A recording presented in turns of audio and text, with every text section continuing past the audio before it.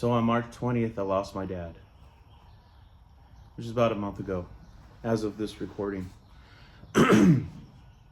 There's, man,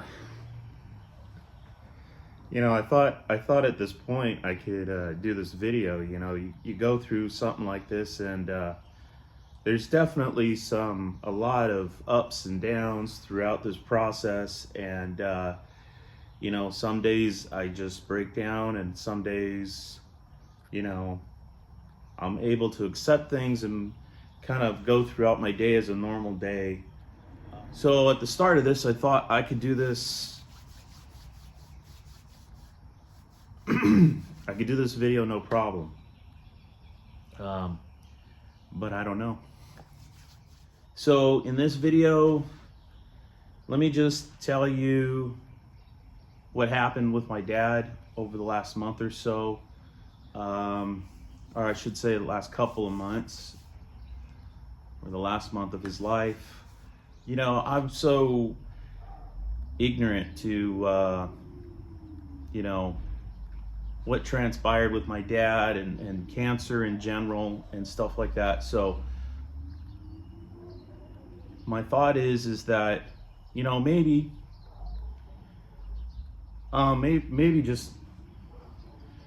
just telling my dad's story, you know, just explaining what my dad went through might make somebody out there aware. And, you know, if they have a loved one or they themselves are going through something similar, they might have some clues as to, you know, they might have cancer and might be able to treat it early, you know. So, all right, roughly, I don't know, it's probably been, I don't know, maybe the middle of last year, 2024. You know, my dad was, I just kind of like in general, we're just talking, and he mentioned that he was losing a lot of weight. And he was taking, I think, like a cholesterol medicine, and he thought it was related to that. So I think he probably went that whole year through, you know, the weight loss, sudden weight loss, and had no idea that there was anything wrong. Last year in August, my dad actually gave my son his 55 Chevy. It's a 4-door, cool car, you know, it's a Chevy. I do have a fond memory of the car. I do have a fond memory of the car, you know, with my dad. So,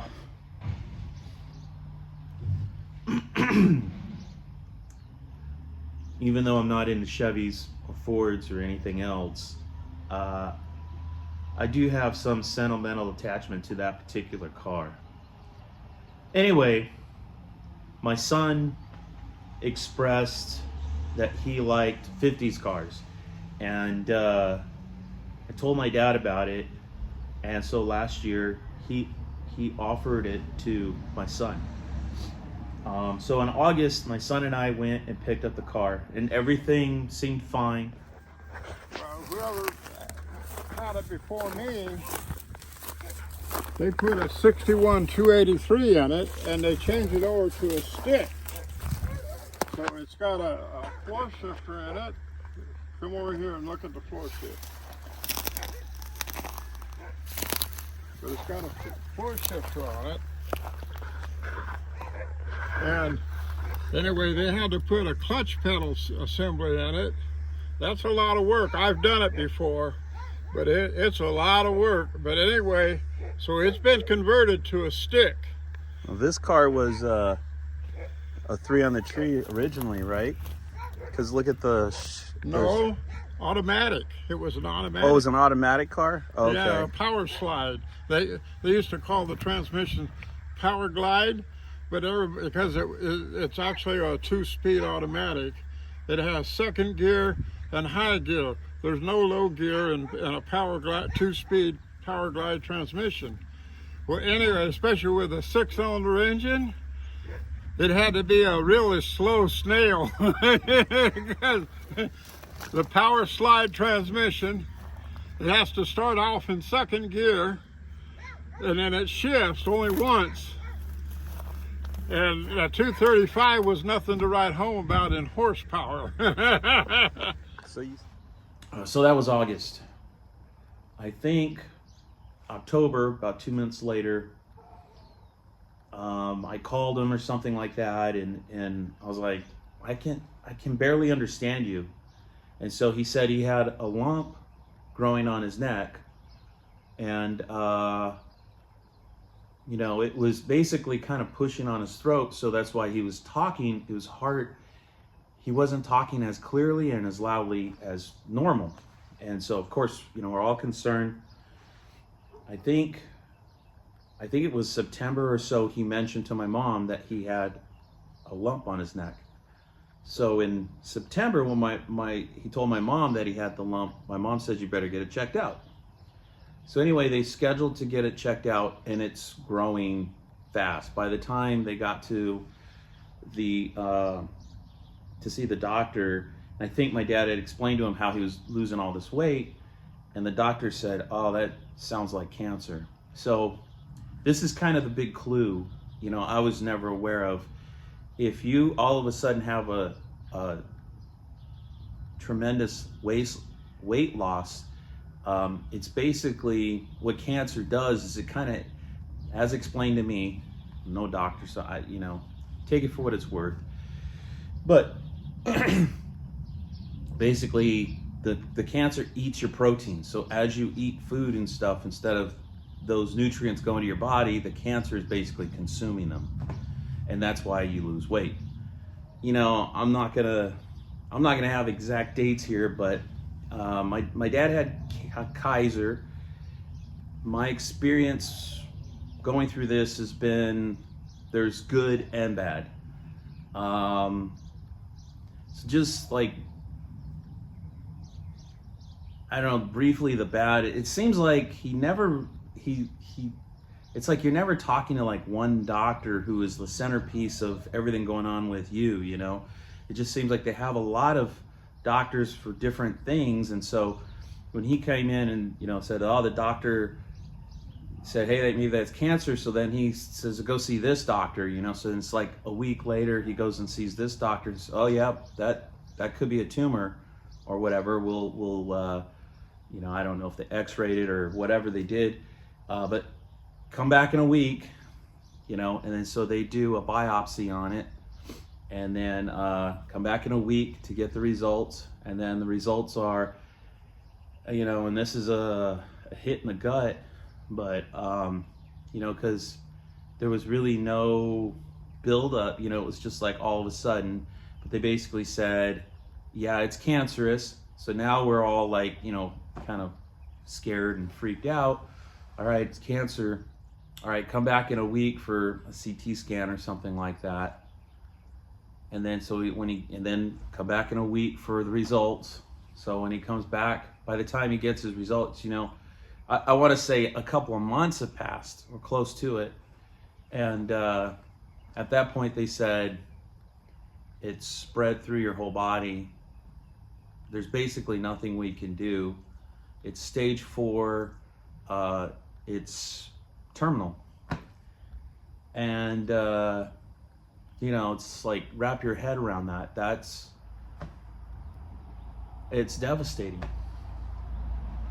What happened after that, just kind of quickly, like you don't even have time to process that. You don't even have time to come to terms with that. It's everything went sideways before you could even deal with that, I think it was the next week, he had his legs were red, and he said he had an infection. He thinks he had an infection, so he drove to the hospital. He gets to the Kaiser in Riverside, and he's in there like, you've got an infection in your legs. They're giving him something for the infection, penicillin or something, I don't know. And while he's there, he passes out. So it's like, oh shit. My mom calls, says your dad's in the hospital. He passed out. He's in ICU. So we go see him. He's obviously still having difficulties. The tumor's really big on his neck at this point. And it's like, yeah, he's got an infection. They don't know why he passed out. A couple of days later, they had him in ICU, just watching him for, I don't know, 3 or 4 days or something like that. While he was there, he gave me his wallet, asked me to hold on to his wallet and his money and all that kind of stuff for him. Okay, no problem. So they let him go, like a Thursday or Friday. I went and saw him that Sunday, gave him his wallet back and his money and stuff. And, he's really having a hard time talking. I have a hard time understanding what he's saying, And he says the tumor just grew like super fast, And like I said, we picked up the 55 Chevy in August and everything, he was normal, he was fine. So anyway, it's like, okay, he's got an infection. I'm like, well, what's going on with your heart? And he goes, well, they don't know. He says, the doctor says everything looks good with his heart. It looks like it's strong, everything's fine. I'm like, okay, it's like, well, what's going on with the cancer? What kind of treatment are they talking about? What are they going to do? And they said, well, it's too far along, that he's stage 4, he's terminal. It's like, well, we got to try something, right? I mean, it's like, well, I don't know. We're going to see the oncologist, the cancer doctor this next week. Okay. So he went in for something, I think, on Tuesday. And then he went in on Wednesday to get a heart monitor so they could figure out what's going on with his heart. While he's there and they put the heart monitor on him, he passes out again. They rush him to the ER. They shove his oxygen levels dropping. They shove a breathing tube down his throat. And they have a hard time doing it because he's got this tumor on his neck, which is, blocking his airway. And they sedate him. So we go in, another, kind of the negative of Kaiser, I guess, in a way. I don't know. Maybe this is normal with all doctors or all hospitals, but it's hard to talk to like just one person. Because there's shifts coming in and out. So you have doctors that are there on day shift, doctors on second shift, doctors in the first half of the week, doctors in the second half of the week, and it's like I just need somebody I need a point person to tell me everything that's going on with him. What the F is going on? So when he passed out, it was on a Wednesday, and the doctor called and they asked, like, do we resuscitate? It's like, you got this tumor, blah, blah, blah, he passed out. Do we resuscitate if anything happens? And it's like, I just saw him Saturday. Like, this seems like a ridiculous question to ask at this point. I understand he's got terminal stage 4 cancer, but supposedly he's got 6 months to 2 years to live, right? So it's like, yes, of course, resuscitate.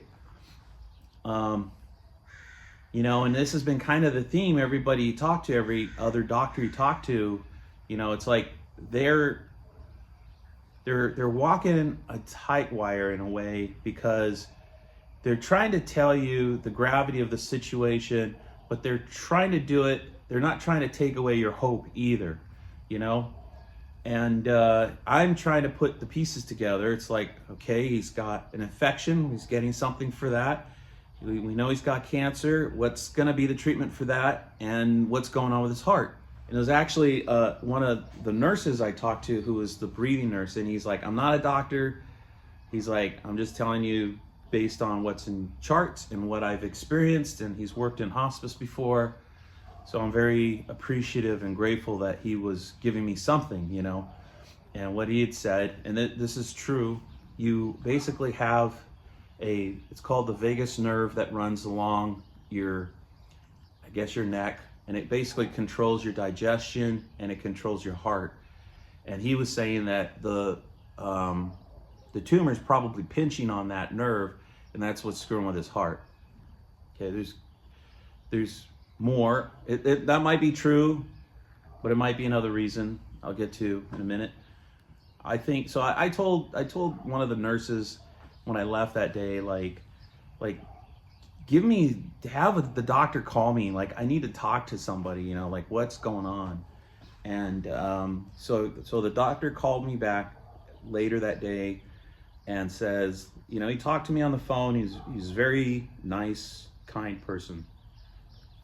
I really appreciate his compassion and his understanding and his honesty, you know. And so he said, you know, come in tomorrow. I'm going to show you the CT scans so you have an understanding of what's going on. Okay. Now, I'm under the misconception at this point that, you know, a tumor, to me, I always thought when people say they have a tumor, it's like, I think of like a golf ball growth that is sort of like growing inside of your body wherever the tumor is, right? And so my thought is, it's like you have some golf ball in here and it's growing. Now, prior to this point, you know, it's like, why don't they just cut it out? Well, they can't cut it out because it's too close to vitals, like your carotid that feeds blood to your brain, this vagus nerve I was telling you about. It's like, okay, it's too close. My thought, my understanding, or my misconception was that it is like its own thing, kind of separate from your body, but within your body. And that is not true. So when I get to see the doctor and he's showing me the CT scans, a CT scan basically takes pictures of your body in slices. And so they're able to move up and down frame by frame to show you what's going on. So he shows me pictures. He goes, this is your dad's airway, like down here. I should back up a second. While he was being sedated, the doctor told me, he showed me, he says, it's a miracle that they got the breathing tube in there because the airway was so small and they basically forced it in. And they said when they remove that breathing tube, it's going to be so irritated and it's going to swell and it's going to close it off. He's not going to be able to breathe. So they're going to have to give him a tracheostomy. So this is while he's still sedated. So they give him a tracheostomy, they cut a hole in his throat so they can hook the breathing tube up to that, and then they pull the tube out of his mouth. While the breathing tube was in his mouth, while this happened, I mean, when I saw him that Saturday, it was, you know, I mean, the bump on his neck was huge, but his face, his tongue seemed normal, you know, other than it's like pushing on his tongue. By the time he passed out and they put this breathing tube in him, his tongue is sticking out of his mouth and the breathing tube's going around his tongue and into his throat. So when they, you know, I thought, well, when they give him the trach, his tongue's gonna go back in his mouth, right? It didn't. It was basically sticking out of his mouth this whole time. The doctor showed me, you know, the CT scans, and he said, more than likely, because this tumor is surrounding his carotid, he just moved his neck a certain way and it pinched his carotid. And you know, causing like a pressure spike. So then your body tries to compensate for that. So you get this pressure spike, your body goes, oh, that's too high. It drops pressure, his pressure dropped, and that's why he passed out. So that explains why he passed out the 2 times. You know, so pinched the vagus nerve, possible. Pinched his carotid, more than likely, you know, and caused him to pass out. So in the CT scans, it shows this tumor, which is bulging out of his neck, is going from here all the way across the back of his tongue to his teeth. And that's what's pushing his tongue out of his mouth. And, you know, when you look at the scans, like the doctor said, this is why we're asking, you know, do we resuscitate? He goes, at some point, this tumor is super aggressive. And he said that at some point it's gonna puncture his carotid. And he says, if you want us to resuscitate, we'll try, we'll do the best we can. But, you know, when you see the picture, it's like, how are we gonna get to it? Like, we're gonna have to cut this cancer away to get to it and try to save him. He says it doesn't look good, you know? So all right, I understand. And he says, I want you guys, you don't have to decide right now. I want you to think about it, but we have this comfort care program, which basically, he'll go on hospice. The short of it is they shoot you up with morphine, they take all the machines off of you, and they just let you die naturally.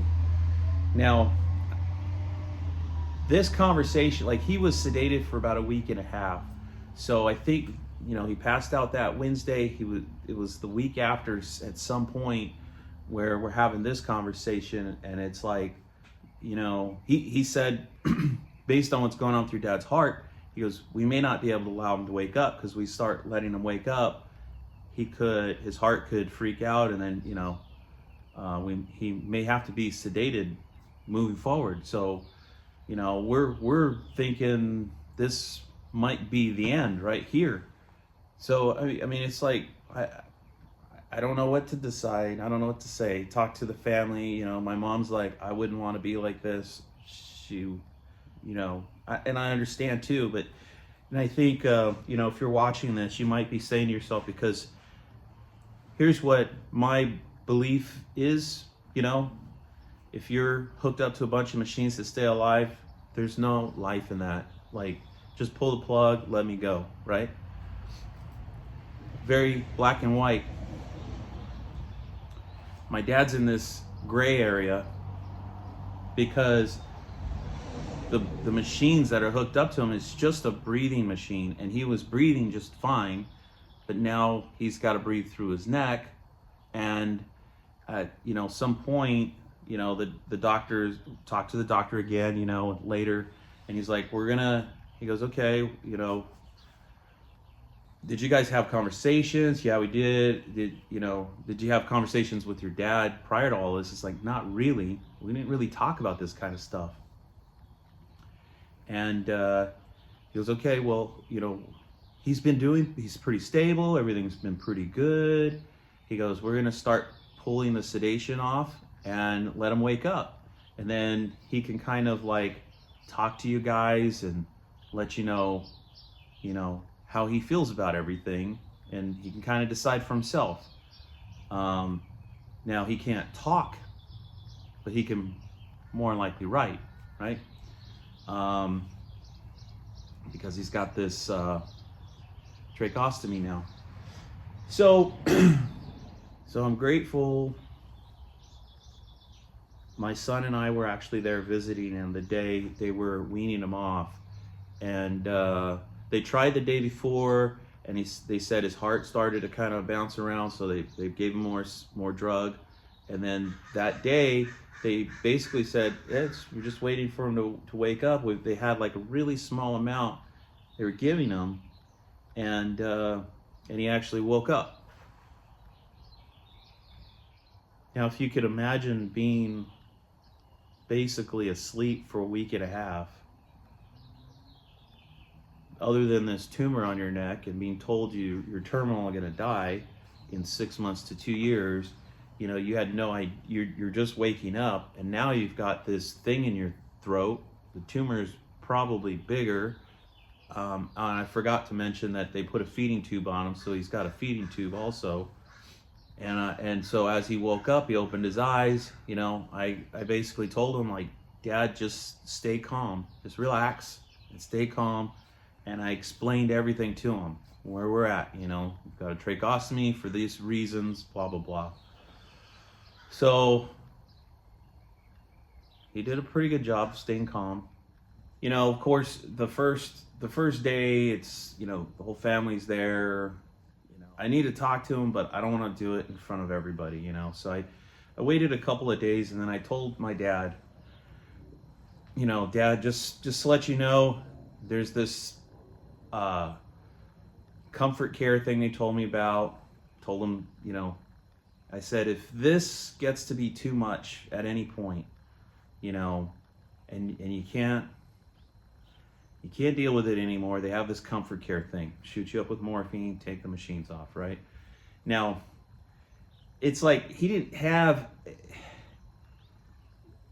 There was nothing like pressing where it's like, oh, as soon as we shut off the breathing machine, he's going to die. I didn't get that impression. There was nothing like that immediate. And let me back up.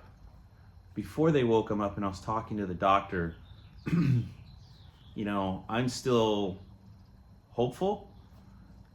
You know, I understand he's got terminal stage 4 cancer and 6 months to 2 years to live, but you know, another thing I forgot to mention was the oncologist doctor, the cancer doctor. He talked to me over the phone and basically said, you know, that the tumor is around all his vitals. They can't remove it. It's too far gone for chemotherapy, so they can't do chemotherapy. He says they have this thing called immunotherapy. The drug's called Keytruda. He says it's a long shot, but you know, why not try? So, and it's basically just given to him intravenously, and you know, the hope is that the tumor shrinks. So now I'm back to the doctor in ICU, and well, my dad is sedated, you know, like I said, kind of going back in time a little bit, but it was like, as far as I understand, you know, correct me if I'm wrong, but if this treatment works, the tumor starts to shrink, we could take the tracheostomy back, could close up the feeding tube, and my dad can live his life, you know, like normal, the amount of time he has left, right? And maybe even the drug might stop the cancer completely, you know. Stage 4, probably not, but that's the best case scenario, right? The doctor basically said, that's best case scenario. He says, but people in your dad's condition are in very bad shape. And this tumor that he has is super aggressive. It is growing at an extremely fast rate. You know, I asked him, how long do you, like, if everything goes well, like how long do you think he's got to live? And you know, the doctor was very reluctant, did not want to give me a time frame. He goes, I don't like giving guesses, but he goes, I'd say your dad probably has a week to 2 weeks left. That's shocking, because you're already thinking like the 6 months to 2 years is bad enough, and now you're telling me like a couple of weeks, you know. And it's like, and he went on to explain that, he says, at this point, he said, in people in your dad's condition, it's not the cancer that kills them, it's the complications. So anyway, first week and a half, sedated. About another week and a half, he was awake. The first day, you know, it's like, all right, Dad, here, you know, here's a notepad, write. Everything he wrote was just scribbles. Like, you couldn't make it out, you couldn't read it. And then I'd say about the third day, I can read what he wrote, and it was soda. He wanted soda, and I'm like, I'd love to give you soda, Dad, but I can't, because his tongue is sticking out of his mouth. I think what's left of the breathing hole up here is completely closed by now. He's got the breathing tube. If you tried to give him any food or drink or something like that, it would get into his lungs, and then, you know, he could get pneumonia and die. So it's like, the second you get a tracheostomy, you're living on the edge. You know, it's tough. It's there. Your life becomes extremely fragile at that point. I don't know, maybe about, you know, roughly a week after he's awake. His writing is improving every day. He's getting better. I did a little video. I couldn't talk because I just break down, man. So for those of you that saw it and you know, offered up your prayers and your positive vibes and stuff, dude, I'm like extremely grateful, because I really do think it helped.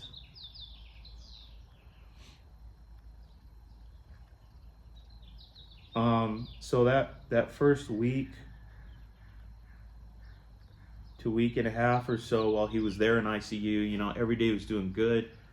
One of the days he asked me, he said he wanted ice cream. You know, I mean, this is kind of funny because, I don't know, I think we have this expectation that, you know, it's like finally he can write something. He's going to write something like compelling or deep or, you know, something big. And you know, he's writing, and it's like, he goes, I'm like, yes, okay, would, okay, like, some, and I couldn't read the last word. And I'm like, fuck. Like, to be that close, and then the one word that is so important, I can't make it out. And I'm just like, it kind of looked like ice cream. And so as a joke, I said, ice cream? And he goes, yeah. And I'm like, okay. I said, I wish I could give you ice cream, Dad, but can't eat anything. It just goes to show how much we take for granted, you know, when you're basic stuff that you are granted in this life, like being able to talk and hold a conversation, being able to enjoy an ice cream or eat a cheeseburger, you know, or drink a soda. That was denied of him. You know, he couldn't have any of that stuff. And you know, it's the last thing you would think of. You know, you think about, you know, I don't know. There's definitely a lot of horrible things that can happen to you in this world. You know, you can be jailed and a lot of freedoms taken away. Those basic things that are even beyond that, you know, it's like, it's messed up. There was a lot of, I mean, I think when you lose somebody, and I'll be the first to admit, like, I've been very fortunate. I've lost my grandfather on my mom's side when I was younger, and a friend that was like my grandmother that lived across the street from us when I was a child, and that really hit me hard when I was a kid. But I pretty much haven't lost anybody close to me all my adult life, and I'm 52. With my dad,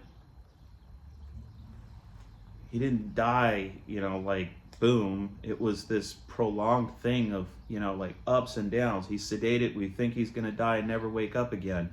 And then I'm like thinking I might have to make the choice of like, okay, don't resuscitate, and he might be sedated the rest of his life. And I don't know if that's 2 years or 6 months or a couple of weeks, you know? And I can't imagine being forced to be in this sleep state for that prolonged amount of time. So that was weighing heavy on me. Anyway, back to where I was. He seemed to be doing pretty good. In fact, one day when he asked me for some of his money back, because again, you know, I had his wallet, he asked for some money, I gave it to him, and I just thought he was going to give it to a nurse for a tip or something, you know, I don't know. And my mom and sister came as I was leaving, and they told me that he was trying to get out of bed. He wanted to go get a cheeseburger or something.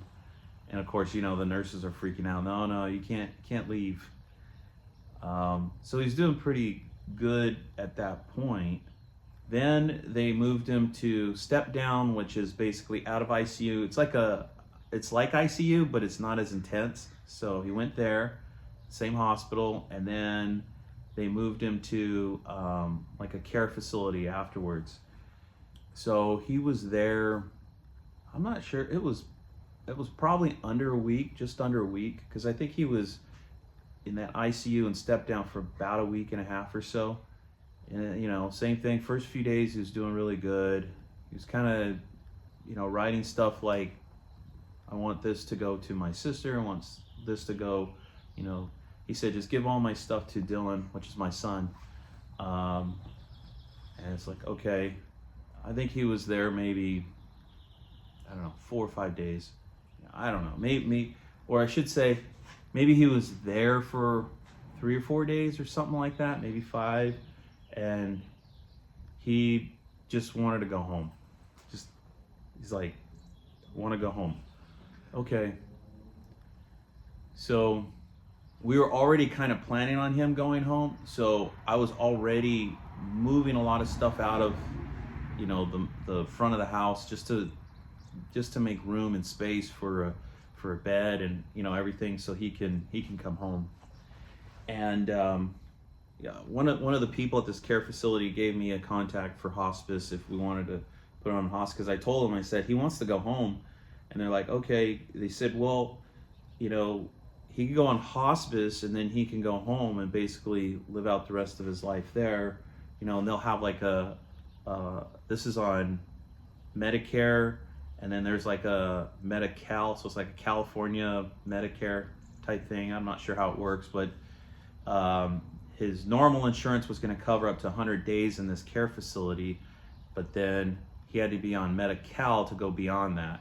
So, and Kaiser was really good with, like, you know, giving us tons of support, calling us, contacting us, making arrangements for everything, because it's like, you don't have a clue where to go, you know, to make all this stuff happen, you know. So, you know, he told me he doesn't have much time, and he says, and in the meantime, he got a second treatment of the Keytruda, which is the immune therapy cancer treatment, which is basically like they try to get your own immune systems to fight the cancer. Anyways, so he had 2 treatments, and he told me, he says, it's not working. He says the tumor's getting bigger, and he doesn't have much time. So we were really rushing. We called the hospice, we made arrangements, and they were very good. They were very quick to, you know, make the arrangements to get all the equipment at the house. And the Kaiser people who were, you know, his insurance was through, like, she was awesome as far as getting equipment there, getting supplies to the house, like getting everything in place, so when he came home, we didn't have to worry about anything. So they brought him home on a Wednesday, which was basically about a month from when he passed out and went to ER. Anyway, we got him home, you know, which I thought was a huge mistake, in the sense that, like, he was in a facility where he had 24-hour care. Everybody knows how to do this stuff, you know, he's being taken care of. It did suck because you're in a room with a bunch of strangers, and there's 3 other people in your room that are probably dying, you know. It's a sterile environment, you know. I can't imagine being there and just being stuck there every day, you know. We tried to visit him as much as possible. I was going there at this point at least every other day, but that day I wasn't going there. I was going to my parents' house to clean up and make room, you know. This is a little side tangent. I don't know if I should say his name, because I don't know if he's okay with it.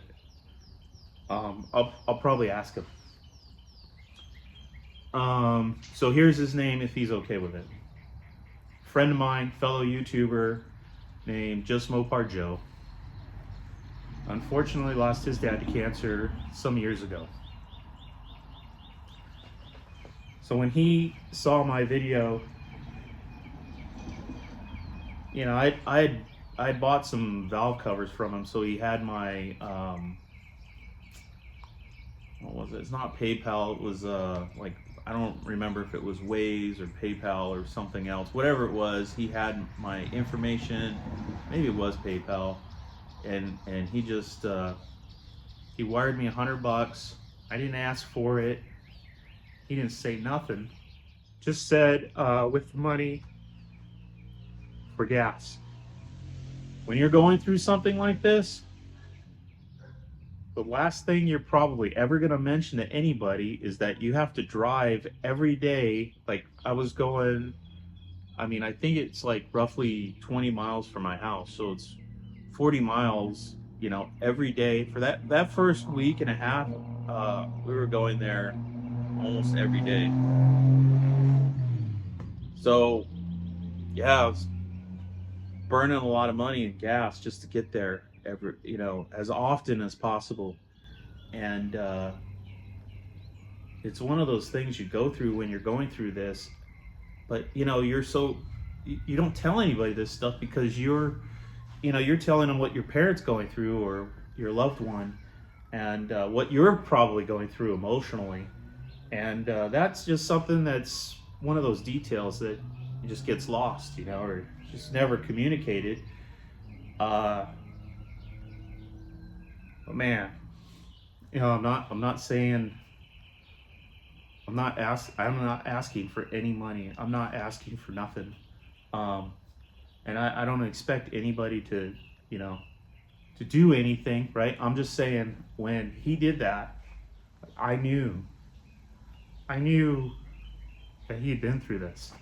He knew exactly what I was going through, and here he comes on this, you know, detail that, nobody talks about. Nobody, it's not the money. It was the message he sent. The message, not the written message. The message was, I know what you're going through. Here's a little gas money to help. And, I feel for you. So, yeah, I don't know. It hits you. Hits you. Anyway, man, huge thanks to Mopar Joe. Meant a lot, dude. So thank you. All right. Try to get back on track here. So long story short, it was a Wednesday. My dad came home. He's still a big guy.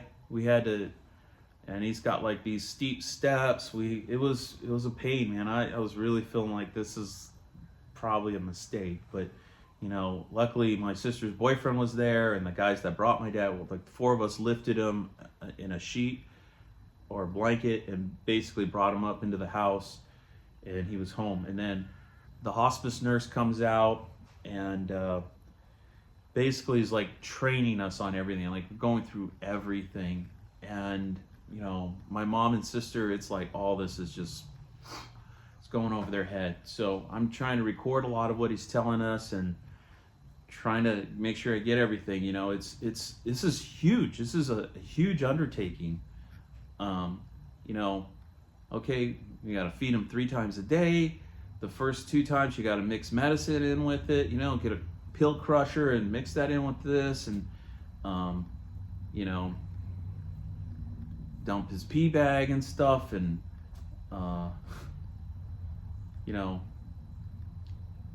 when you feed him, you got to make sure he's upright, because if he's not, the food can come back up and can get into his lungs because of the trach. It is a lot. It's a lot. One of the things my dad had wrote, while he's still in the care facility, was, I'm sorry for burdening you guys. Yeah, it's no burden. I mean, it is, but it is what it is, What are you going to say? I'm sorry, I don't have time to deal with this. It's like, you just have to deal with it, Anyway, that day's the nurse is training us on everything. We thought we lost him right then and there. He basically blacked out again. He was gone. His eyes were open. The nurse is like talking to him and shining the light, and John, are you there? Do you hear me? No response. And he said, I think he's dying. And he had a heart monitor on him, so his heart was still going and everything. And then it's like, oh shit, and so like we're all crying, family. And then he's like, I don't know. He's got a heartbeat and everything. And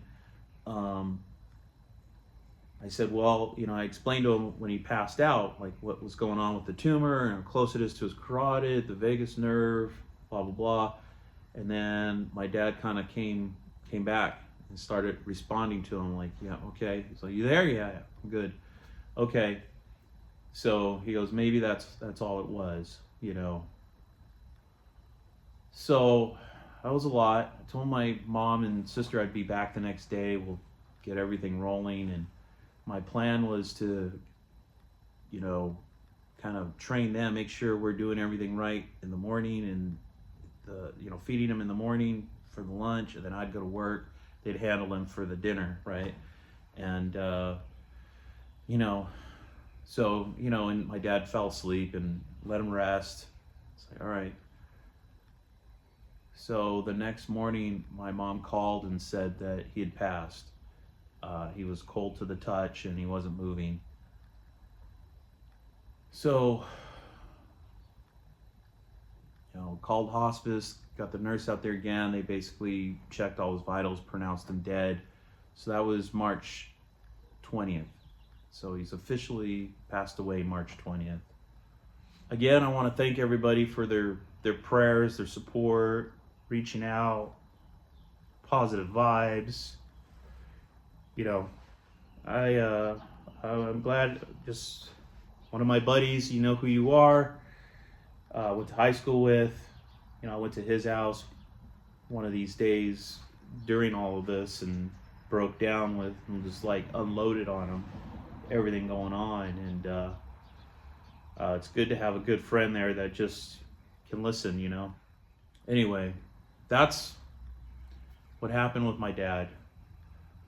So unfortunately, we just caught it all way too late, But if you see anything weird going on with your body, losing a lot of weight, make sure you go see the doctor right away.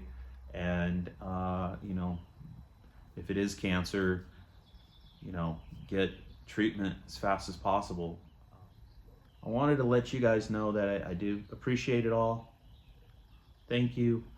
Wanted to tell you thank you. And I wanted to let you know that he had passed. I'm sorry, it was March 20th, so it was last month. It's been almost a month now. And I'm just now able to kind of get to it because it's just been too hard, I don't want to leave anybody hanging in case anybody's out there still praying and stuff. I hope he's in a better place. I'm sure he is. And I'm sure he's up there doing what he loves, driving hot rods, and he loves model airplane stuff. So free flight, U-control, RC airplanes. I'll get into all that in the next video. Thanks everybody. I appreciate it.